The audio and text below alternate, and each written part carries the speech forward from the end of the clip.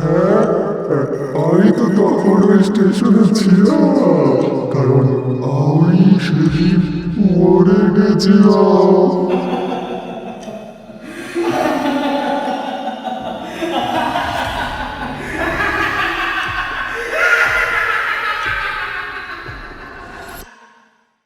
তখনই ঠান্ডা নিঃশ্বাস আমার কানের কাছে এসে লাগলো।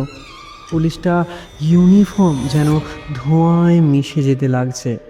তার হাতটা লম্বা হয়ে হয়ে আমার দিকে আসতে শুরু করলো আর বলতে থাকলো,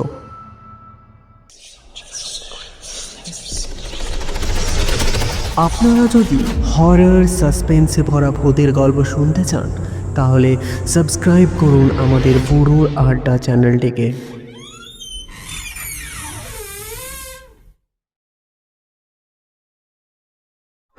রাত তখন 1টা বাজে। শিয়ালদা স্টেশনের ভিড় অনেকটাই পাতলা হয়ে গেছে। দোকানগুলো একে একে শাটার নামাচ্ছে, আর যেসব যাত্রী শেষ ট্রেনের জন্য অপেক্ষা করছিল তারাও ক্লান্ত হয়ে বেঞ্চের মধ্যে বসে পড়েছে। কিন্তু সেই দিন, সেই রাতে কিছু যেন একটা অস্বাভাবিক বা একটা আলাদা কিছু লাগছিল। স্টেশনের বাতাস অস্বাভাবিকের থেকেও ঠান্ডা। প্ল্যাটফর্ম নাম্বার 5-এর দিকে গেলেই মনে হচ্ছিল কেউ হয়তো আমার পিছু নিচ্ছে। আমি অর্ণব। সেদিন একটু দেরি হয়ে যাওয়ায় প্রজেক্টের কাজ শেষ করে বাড়ি ফিরছিলাম। বাড়ি যেতে হলে ইটাগড় লোকাল ট্রেনটি আমাকে শেষ ট্রেনটিই ধরতে হয়, না হলে সেদিনের মতো আমি হয়তো আর বাড়ি ফিরতে পারবো না। কিন্তু সেদিন সব দুর্যোগ যেন একসঙ্গে বাঁধে। সেদিন আমি যতই ভাবি, সব পরিকল্পনাই বদলে যায় শেষ পর্যন্ত। প্ল্যাটফর্মে আমি দাঁড়িয়ে দেখলাম একজন অদ্ভুত লোক দাঁড়িয়ে রয়েছে। ধপধপে সাদা ধুতি, পাঞ্জাবি পরা, হাতে ছাতা রয়েছে। কিন্তু আশ্চর্যের বিষয় এটাই, তার পোশাক একদমই ভিজে, যদিও তখনও কোথাও বৃষ্টির এক ফোঁটা জলও নেই। লোকটা স্থির হয়ে দাঁড়িয়ে আছে, চোখে তাকানো যাচ্ছে না, গভীর ফাঁকা, যেন কারোর শূন্য দৃষ্টি। আমি ভাবলাম বুড়ো মানুষ, হয়তো হারিয়ে গেছেন। কিন্তু ঠিক তখনই স্টেশনের ঘোষণা ভেসে এলো আমার কানে। আসলে আগত ঘূর্ণিঝড়ের জন্য 5 নম্বর প্ল্যাটফর্মের শেষ ট্রেনটি অনির্দিষ্ট কারণের জন্য বাতিল করা হলো। এই ঘোষণাটি শোনার সাথে সাথে আমার সঙ্গে সঙ্গে অনেক যাত্রী যেন একটু বিস্মিত হয়ে পড়লেন। আমি একদম অবাক হয়ে গেলাম। এই ট্রেনটা কোনো দিন আজ পর্যন্ত ক্যান্সেল হয়নি, আর প্রায় আগের রাতেও নাকি একই ঘোষণা হয়েছিল। যাই হোক, ট্রেন যেহেতু নেই, আমায় প্ল্যাটফর্ম বদলাতে হবে। আমি হাঁটতে শুরু করতেই টের পেলাম সেই সাদা ধুতি, পাঞ্জাবি পরা লোকটা আমার পেছনে হাঁটছে, ধীরে, নিঃশব্দে, ছায়ার মতো। যতবার পেছনে তাকাই লোকটা থমকে দাঁড়িয়ে যায়, মুখের অভিব্যক্তি একদম বদলায় না। এসব না দেখে আমি আবার এগিয়ে গেলাম। শিয়ালদা মেন এবং নর্থ সেকশন যুক্ত করে একটা পুরনো আন্ডারগ্রাউন্ড টানেল আছে, অনেকটাই অংশ বন্ধ করে দেওয়া।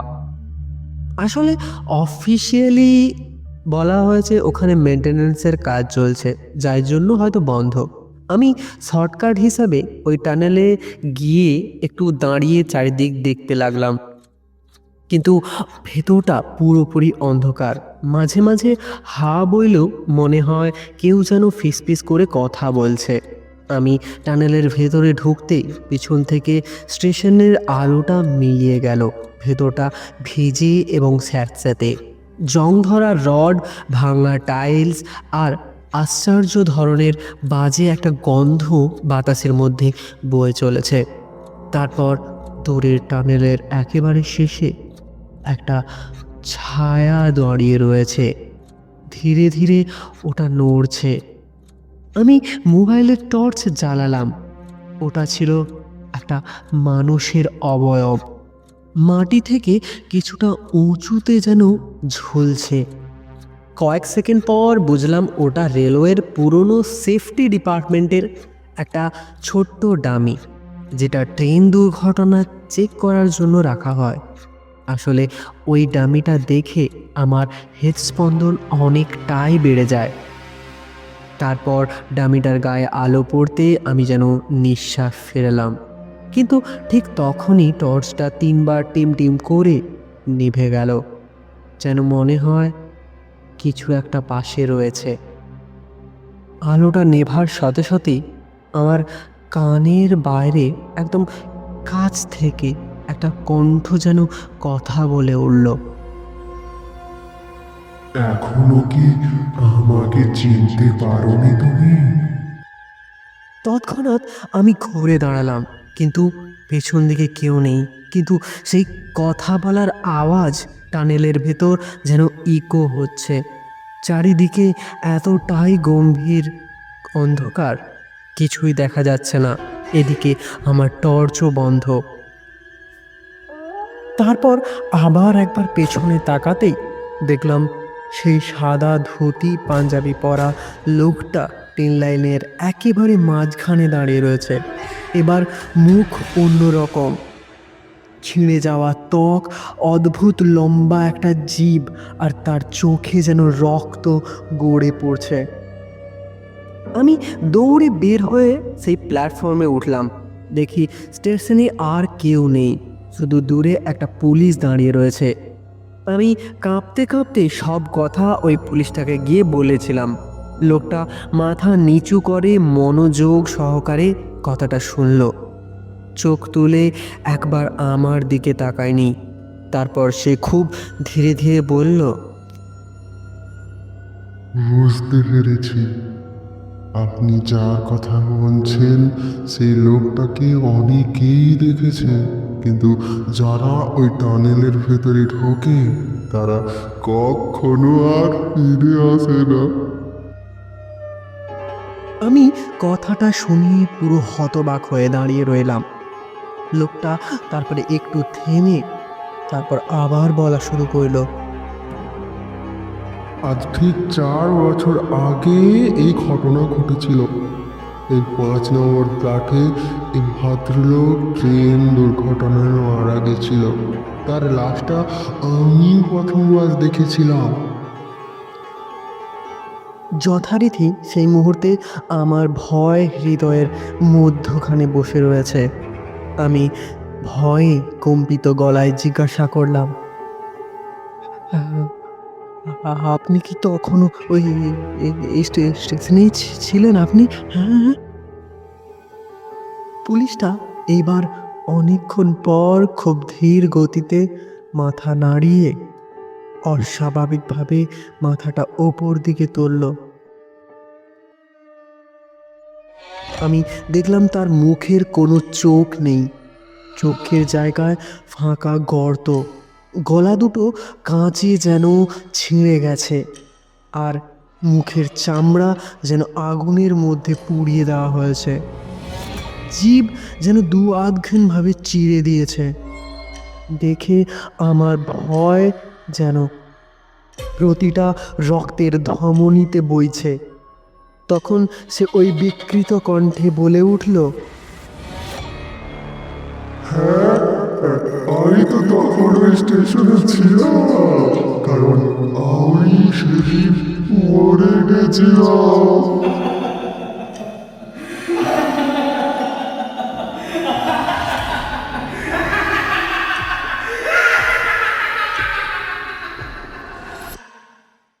তখনই ঠান্ডা নিঃশ্বাস আমার কানের কাছে এসে লাগলো। পুলিশটা ইউনিফর্ম যেন ধোঁয়ায় মিশে যেতে লাগছে।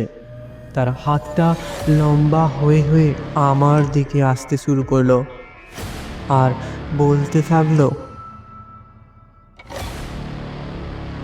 আজ তুমি বেঁচে ফিরে এলে, কিন্তু পরের বার এত ভাগ্যবান নাও হতে পারো। আমি যথারীতি ভয়ে কাঁপতে কাঁপতে বাইরে বেরিয়ে এলাম। রাত তখন প্রায় 2:30। সামনের রাস্তায় দাঁড়িয়েছিল একটা অটো। ড্রাইভার বলল, কি দাদা, কোথায় যাবেন আর এত দৌড়চ্ছেন কেন? শুনলাম শিয়ালদার শেষ ট্রেনটা কি ক্যান্সেল হয়েছে। কি করবেন এবার?